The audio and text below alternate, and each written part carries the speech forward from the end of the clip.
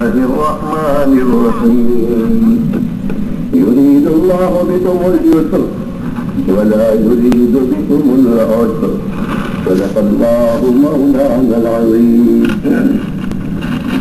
سلام على خير الأنام وسيدي حبيب الله العالمين محمد. سلام على خير الأنام وسيدي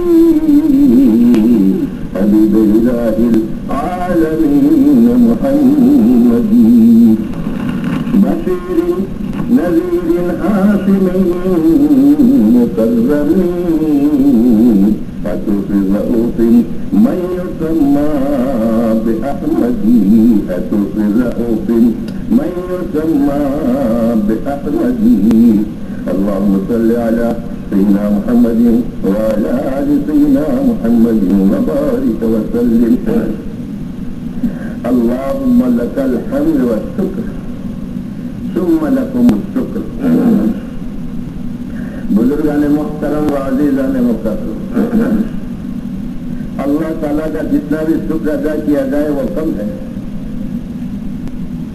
کہ اس نے جس کی ہم مدت انتظار کرتے تھے اور دعائیں کرتے تھے وہ عید الفطر ہمیں نصیب فرمائی. نبی کریم صلی اللہ علیہ وسلم نے اس عید الفطر کے لیے ہمیں تلقین فرمائی پہلے سے کہ دعا کیا کرو، اللہم بارک لنا فی رجب و شعبان وبلغنا رمضان. اللہ تعالی رجب و شعبان میں عبادت کرنے کی توفیق عطا فرمائیے اور ہمیں رمضان تک پہنچائیے. یہ آپ حضرات کی دعا قبول ہوئی اور رمضان تک پہنچایا اور رمضان کی برکات سے آپ متمتع ہوئے، فائدہ مند ہوئے اور آج عیدگاہ کے اندر آپ کو دعائیں کرنے کے لیے پہنچا دیا. اس رمضان کی برکتوں سے اللہ تعالیٰ نے ہم کو متمتع کیا. اس میں رمضان کے اندر روزے رکھنے اور تراویح پڑھنے کی ہم کو توفیق عطا فرمائی اور آج یہ مبارک دن ہم کو نصیب فرمایا.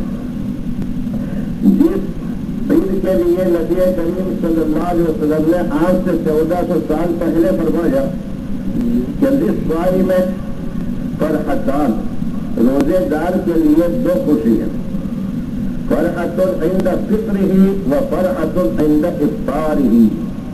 ایک خوشی تو جب شام کو افطار کرتا ہے غروب شمس کے بعد تو اس کو خوشی ہوتی ہے، اور دوسری خوشی جب کہ یہ رمضان کا مہینہ ختم ہوتا ہے تو اس کے اختتام پر اس کو خوشی ہوتی ہے. تو بہرحال دو خوشی. علماء نے اس کے لیے فرمایا کہ ایک افطار اصغر ہے اور ایک افطار اکبر ہے.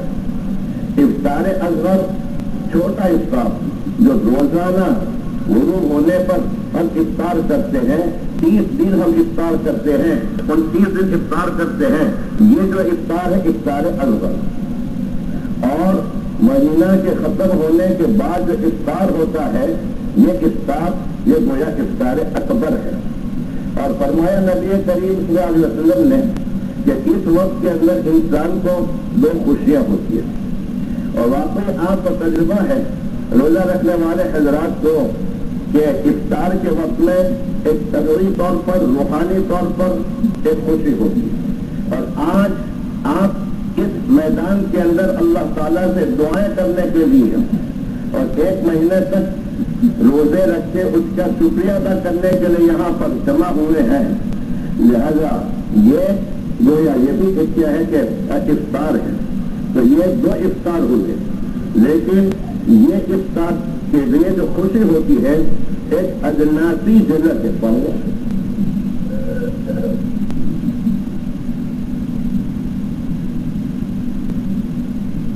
یہ ایک اجناسی جلت ہے جو روزانہ افطار کے وقت میں ہم کو حاصل ہوتی ہے.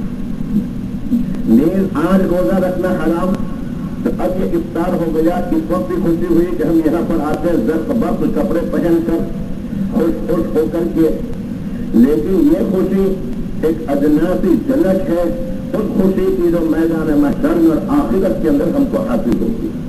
وہ خوشی جس کے متعلق پیارے حبیب صلی اللہ علیہ وسلم نے فرمایا مالا عین رأت ولا اذن سمعت ولا خطر علی قلب بشر، کہ وہ نعمتیں ہوگی جنت کے اندر کہ جس کو کسی آنکھ نے بھی نہیں دیکھا، کسی کان نے بھی نہیں سنا، اور کسی انسان کے قلب میں اور دل میں بھی تصور نہیں آیا کہ یہ کون سی نعمت، ہم اس کا تصور خیال بھی نہیں کر سکتے ہیں کہ ایسی نعمت ہے، یہ اللہ تعالیٰ کی طرف سے یہ نعمت حاصل ہوتی ہے۔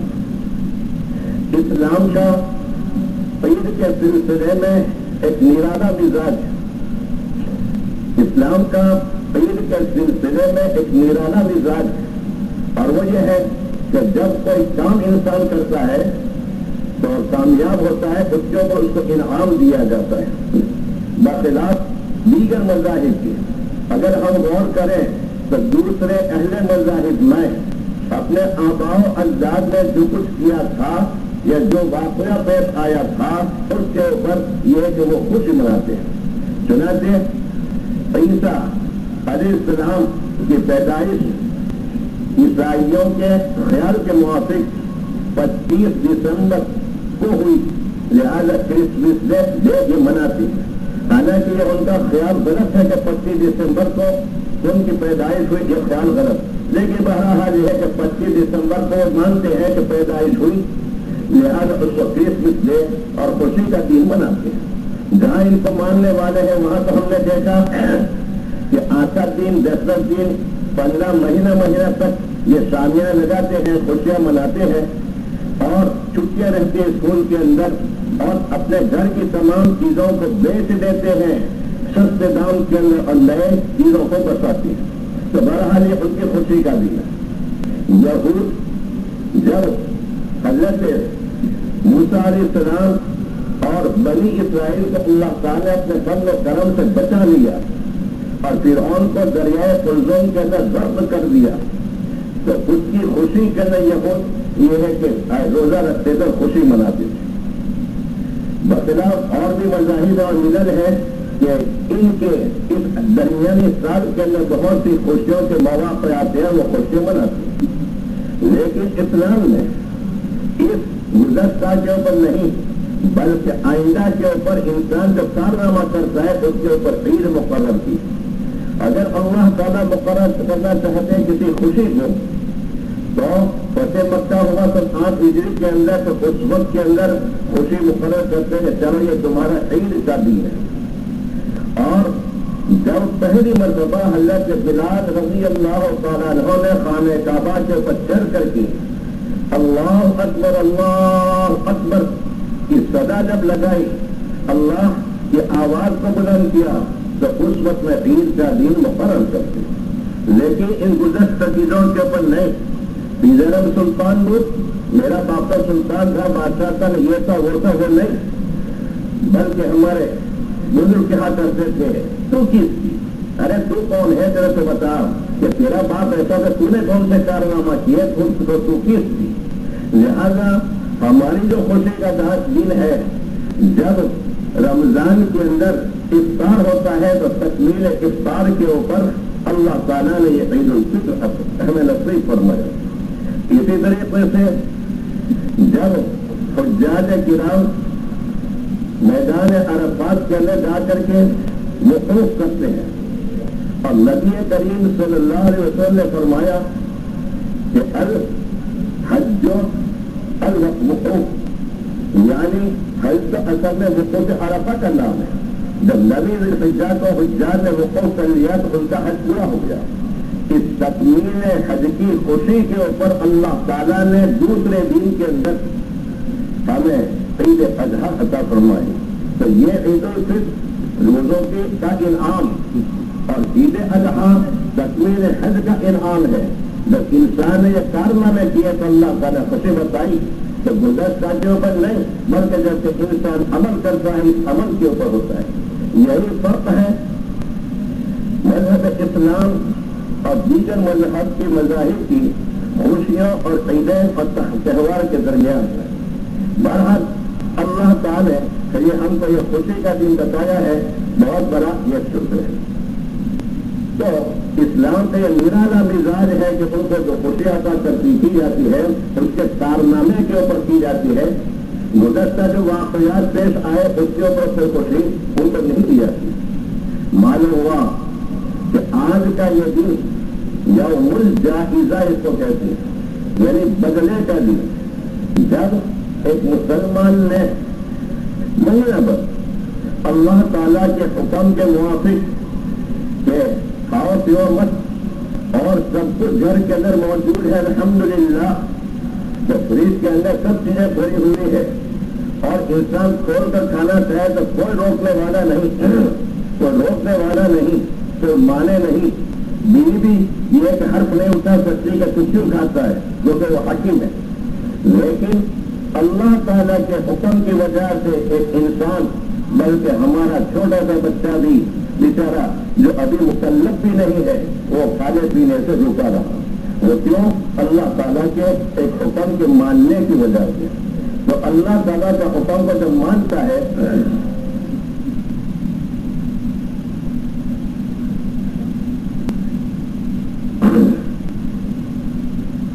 تو یہ یوم الجائزہ یعنی بدلے کا دن اللہ تعالیٰ نے عطا فرمایا۔ چنانچہ مسلم شریف کی شرح نبوی علامہ نووی نے لکھا ہے کہ جب پیر کا دن ہوتا ہے تو فرشتے کھڑے ہو جاتے ہیں یہ راستوں کے اوپر۔ جب مسلمان اپنے گھر سے نکلتا ہے اس عیدگاہ کے اندر دو گانا ادا کرنے کے لیے شکریہ کے طور پر دعا کی تجلیہ، یا معذور اور مجبور مسجد کے اندر جاتا ہے تو مردوں اس کے گھر سے مسجد کے کنارے پر یا اس کنارے کے اوپر جہاں فرشتے کھڑے ہو جاتے ہیں اور فرشتے بآواز بلند کہتے ہیں، بآواز بلند کہتے ہیں، اور جس کو یہ تمام مخلوق سنتی ہے، لیکن اللہ تعالیٰ نے ثقلین جنات اور انسان سے یہ آواز کو مخفی کر دی ہے۔ جیسے بھائی ہمارے بزرگ جانتے ہیں کہ میں نے کئی مرتبہ کہا کہ جب جنازہ لے کر جاتے ہیں تو جنازے کے اندر جو لاش ہے وہ مسلمان کی لاش کہتی ہے کہ اذهبوا به اذهبوا به، جلدی لے جاؤ جلدی لے جاؤ، اس لیے کہ اپنا جو مستقر ہے، جو جگہ ہے وہ دیکھتا ہے۔ بلکہ جس طرح مرد کو ہوتا ہے اسی وقت اس کو فرشتے کا تمام حجابات ختم ہو جاتے ہیں، اور وہ گھر کی چھت وغیرہ نہیں بلکہ یہ ہے کہ وہ حجابات ختم ہو جاتے ہیں، اور وہ مردہ کہتے ہیں کہ اذهبوا به اذهبوا به، اس کو جلدی لے جاؤ۔ بخلاف کوئی دوسرا ہوتا ہے تو وہ کہتا ہے کہ اين تذهبون بها، ارے مجھ کو کہاں لے کر جاتے ہو؟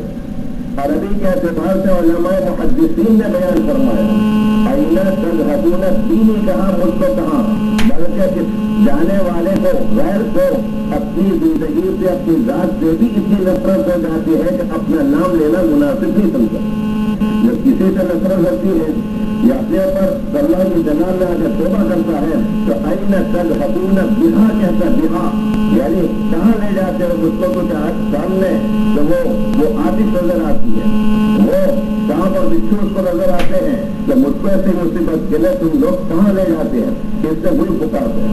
تو اس لہج کے یہ لہج بڑی ہو رہی، یہ آواز زور سے تمام کے تمام مخلوق حیوان چرین پرند یہ سنتی ہے، لیکن ثقلین یعنی انسان اور جنات اس جو لہج پڑی ہوئی آواز بلند کو کر رہا ہے وہ نہیں سنتا۔ اسی طریقے سے یہ فرشتے جو ہے دروازے کے اوپر کھڑے ہیں اور آپ کا استقبال کر رہے ہیں کہ اغدو اغدو، ارے چلو اللہ تعالیٰ کی رحمت کی طرف، الی رحمتی، اللہ تعالیٰ کی رحمت کی طرف تم چلو۔ اور یہ شور سے آواز بلند کے ساتھ یہ پکارتے ہیں، اگرچہ اللہ تعالیٰ نے جنات اور انسان ان دونوں مخلوق سے ہمارے آنے کو استقبال اہلا و سہلا کہتے ہیں، میں تو انگریزی لفظ نہیں بولتا، یعنی اہلا و سہلا کہتے ہیں، آپ کو خوش آمدید کہتے ہیں اس جگہ میں آنے کے لیے، تو وہ آپ کا خوش آمدید کہتے ہیں، آئیے آپ کو ہم مبارکباد دیتے ہیں۔ تو یہ تمام مخلوق سنتی ہے مگر انسان اور جنات نہیں سنتا. اگر انسان اور جنات بھی سننے میں تو پہلے ہی پارا الف لام میم ذالک الکتاب لا ریب فیہ، پھر آگے فرمایا کہ یہ غیب کی بات ہے. تو غیب کے اوپر جو ایمان ہم کو رکھنا ہے وہ ایمان بالغیب باتیں نہیں رہتا. اس لیے اللہ تعالیٰ نے انسان اور جنات بھی انسان کی طرح ایک مخلوق ہے اور انسان ہی کی طرح مکلف ہے. وہ بھی نماز کا مکلف، وہ بھی روزے کا مکلف، وہ بھی حج کا مکلف، وہ بھی زکات کا مکلف، ایک انسان کی طرح یہ بھی مکلف. یہ ہم سے بھی الگ نہیں، بلکہ ہم سے اگر دیکھا جائے تو کتابوں میں جو لکھا ہے کہ مرتبے اور درجے میں انسان سے کم درجے کے، یہ سنتے ہوں گے.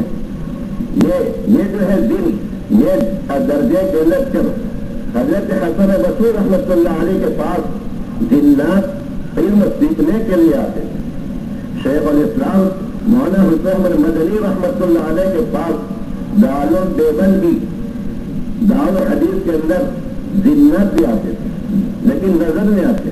یہ عجب ہے کہ ہمارے یہ دونوں مدرسے ہیں، ان مدرسوں کو اللہ تعالیٰ ہمیشہ قائم رکھے. ان مدرسوں کی وجہ سے اللہ تعالیٰ نے اہل راندول کو اہل سورت کو محفوظ رکھا ہے. تو بہرحال تو اس میں بھی آتے ہوں لیکن ہم کو نظر نہیں آتے، یہ آتے بیٹھ جاتے ہیں، پھر پڑھ کر کے چلے جاتے. ہو سکتا ہے اس کا اور ایسے قرائن بھی ملے ہیں.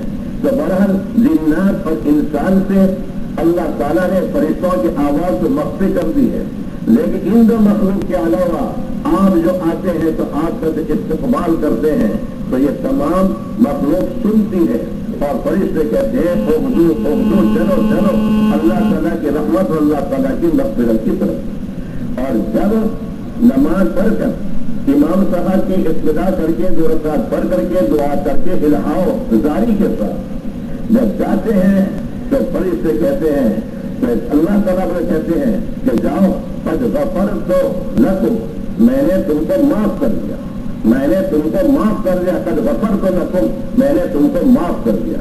تو آتے وقت میں آپ کا استقبال ہوتا ہے اور جاتے وقت میں اللہ تعالیٰ کی طرف سے منادی ہوتی ہے کہ قد غفرت لکم، اور یہ بالکل جھوٹی نہیں ہو سکتی ہے کہ چلو میں نے تم کو معاف کر دیا.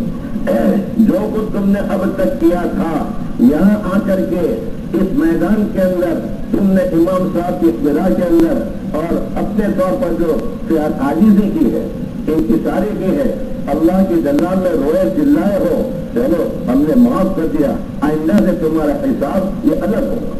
تو بہرحال اللہ تعالیٰ اسی طرح خود یہ ہے کہ معاف کر دیتے ہیں اور تمام کے تمام مخلوق سے سنتی ہے. چنانچہ اسی طرح خود ہوتا ہے. جاتے ہیں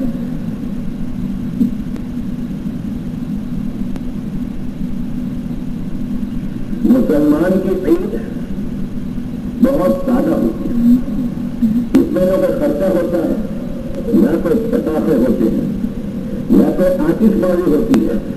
تمام اسلامی احکام جتنے بھی مقرر کیے ہیں بہت سادے. بعض لوگ آتے ہیں کہ 2 لاکھ 3 لاکھ 4 لاکھ شادی میں چاہیے. ہم کہتے ہیں کہ نبی کریم صاحب نے اپنی صاحبزادی کے اندر کتنا خرچ کیا تھا، بلکہ عصر کی نماز کے بعد آپ نے حضرت انس رضی اللہ عنہ جو آپ کے خادم خاص ہیں ان سے فرمایا کہ وہ صدیق کو بلا لو، حضرت عمر کو بلا لو، خدا کو بلا لو، اور اسی کے اندر یہ ہے کہ آپ نے نکاح پڑھا دیا اپنی صاحبزادی کا جو جنت کی عورتوں کے سردار ہے. اور بعض بزرگوں نے لکھا ہے کہ خود حضرت علی رضی اللہ عنہ بھی مجلس سے نکاح میں موجود نہیں تھے، اگرچہ پہلے سے آ کر بیٹھ گئے تھے اور انہیں اپنی اشتہاد ظاہر کی تھی، لیکن اللہ تعالیٰ کی اجازت کے بغیر آپ نے کچھ فرمایا نہیں. لیکن جس وقت نکاح ہوگا اس میں حضرت علی رضی اللہ تعالیٰ عنہ موجود نہیں تھے. یہ چند بزرگوں کو بلایا، ان کی موجودگی کے لیے نکاح جہیز آپ صلی اللہ سے نہیں لیا.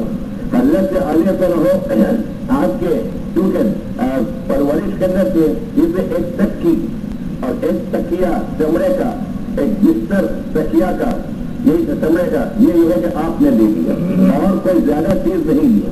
یہ جہیز ایک لعنت. میں بانگ دہل کہتا ہوں، بلند آواز کے ساتھ میرا جو فریضہ ہے نہ معلوم کہ آئندہ رہو کہ نہ رہو، یہ اللہ تعالیٰ کا شکر و احسان ہے کہ اللہ تعالیٰ نے بچا لیا اور آپ کے سامنے یہ دو باتیں کہنے کے لیے اس گویا کمیٹی کا افراد کے مکرمت کی وجہ سے اور بعض بزرگان کی خصوصی توجہ کی بنا پر آپ کے سامنے عید الفلب کہنے کے لیے میں حاضر ہوا کہ یہ جو اجتماعی نکاح ہوتا ہے، سن لے اجتماعی نکاح ہوتا ہے اور جس کے اندر 2000 2500 کا دیا جاتا ہے، میں ہمیشہ کہتا ہوں کہ اس سے پہلے کہ آپ کے یہ خرچ کے اوپر وہ موقف تھے کہ 2000 2500 کے اوپر کیا وہ کا انحصار تھا یہ دیں گے تو ایسا کچھ بھی نہیں، بلکہ یہ دینا زکوٰۃ کی رقم میں سے آتا ہے، یہ ان کی زکوٰۃ کی ادا نہیں ہوتی، ان کی زکوٰۃ کی ادا نہیں ہوتی، سن رہی ہے، اس لیے کہ مصرف ہے کہ مصرف نہیں ہے۔ ہم نے بہت سے ایسے دیکھا کہ مصرف نہیں، زکوٰۃ کے حقدار نہیں، اور ان کو زکوٰۃ کی رقم کے ساتھ دیتے ہیں آپ کی زکوٰۃ دیں گے، لینے والے بھلے آ رہے لیکن کہا کہ ہم نہیں دیں گے، ہم کو نہ کہا نہیں دیں گے، تم اپنے جیب میں سے خرچ کرو یہ، اور اس کے بعد اپنے گھر کے اوپر آ کر کے زیادہ خرچہ ہوتا ہے، یہ بھی ہم نے دیکھا، ہم نے نظروں سے اور سنا بھی ہے کہ وہاں بھی نکاح ہوا مفت کے اندر، اور یہاں اپنے گھر کے اوپر سے نکاح پھر یہ ہے کہ اور اس کے لیے کھانا کھلایا جاتا ہے، بریانی کھلائی جاتی ہے۔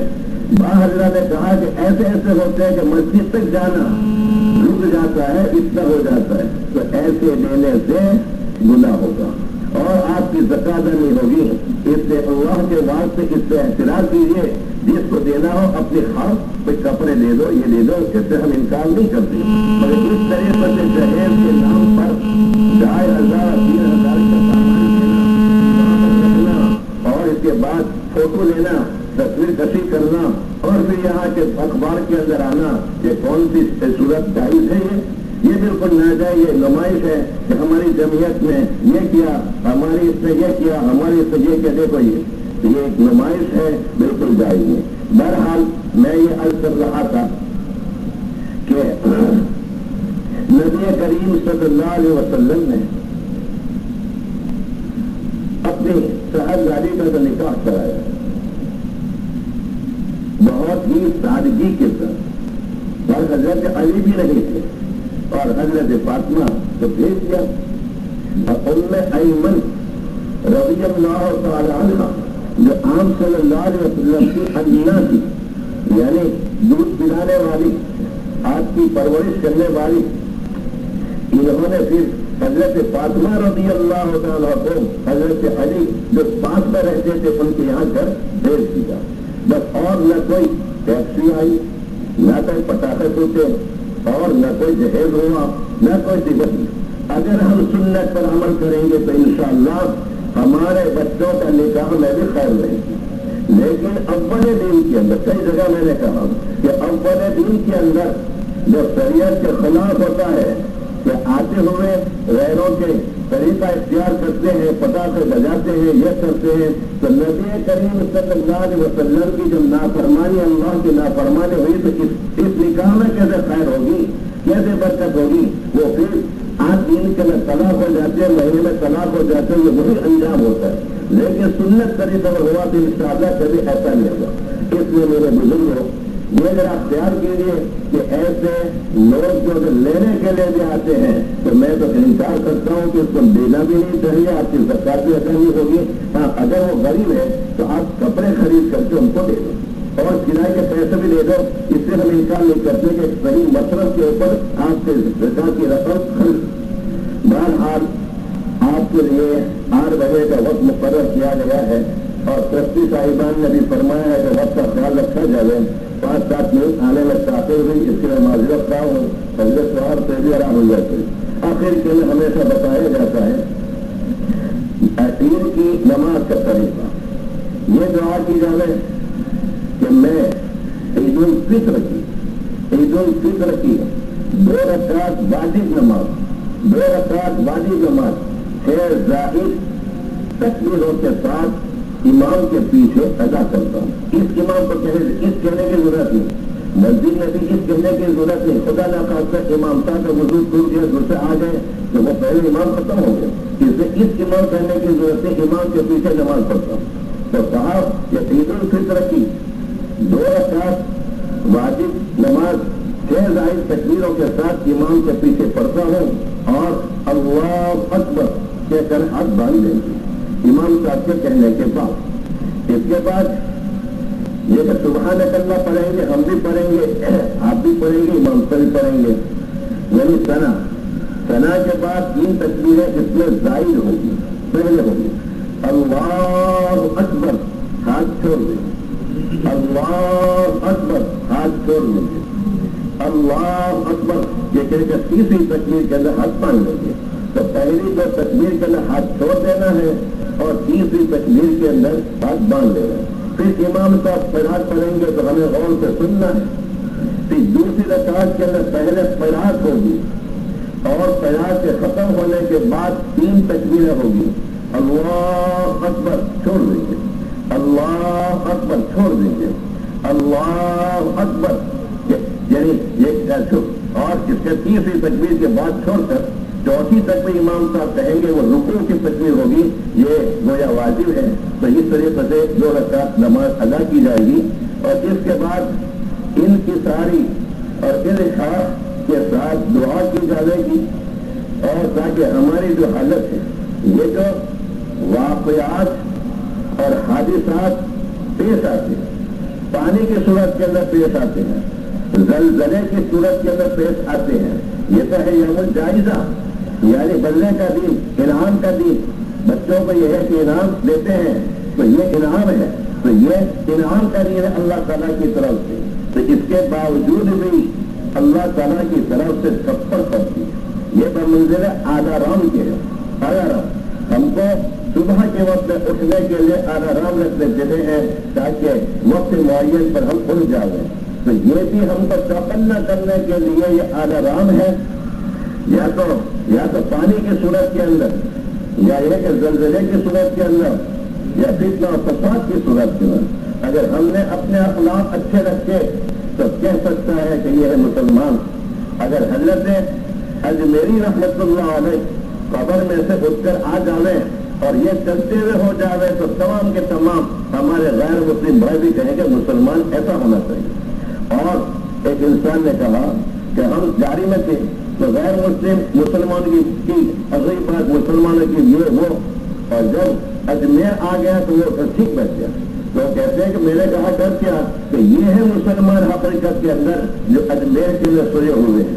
اگر ایسے انسان ہو تو انشاءاللہ میں نہیں سمجھتا کہ غیر مسلم بھائی بھی ہماری تکلیف آزاری کے درپے ہو، بلکہ اگر خود بھی درگزر کر لیا تو انشاءاللہ وہ ہمارے اخلاق سے متاثر ہو۔ یا نبی کریم صلی اللہ علیہ وسلم کو تکلیف نہیں پہنچی؟ طائف کا واقعہ آپ حضرات کو یاد ہے، حنین اور بدر کا واقعہ آپ حضرات کو یاد ہے، یہ تمام تکلیفوں کے اوپر تکلیف پہنچی، لیکن آپ نے اللہ کے حکم پر راضی رہے، اللہ تعالیٰ فتح مندی ہے۔ تو اسی طریقے سے اگر ایسا بھی ہوگا تو ان کا دل یہ کہ پسیج جائے گا، لیکن ہم تو اگر کوئی ایک ہوا تو دوسرے 10 کو قتل کرتے ہیں دوسرے آدمیوں، تو یہ جائز نہیں، بالکل ہرگز نہیں کہ ایک ہوا اور دوسرے کو ہم قتل کریں، اس سے بھی تو نے کیا پسند کیا۔ بہرحال جو کچھ کہا، جو کشائی میں نے کی، یہ اللہ تعالیٰ کا بہت بڑا فضل و کرم، آپ حضرات کی دعائیں ہیں اور ہمارے درس صاحب کی کوشش مسلسل کہ دھوپ چلے دھوپ میں تشریف لاتے رہے روزانہ اور چیک کرتے رہے۔ آج آپ کے سامنے یہ الفاظ کہنے کے اوپر میں تیار ہوا۔ اللہ تعالیٰ کہنے کو سننے کو قبول فرماوے۔ وآخر دعوانا الحمدللہ رب العالمین۔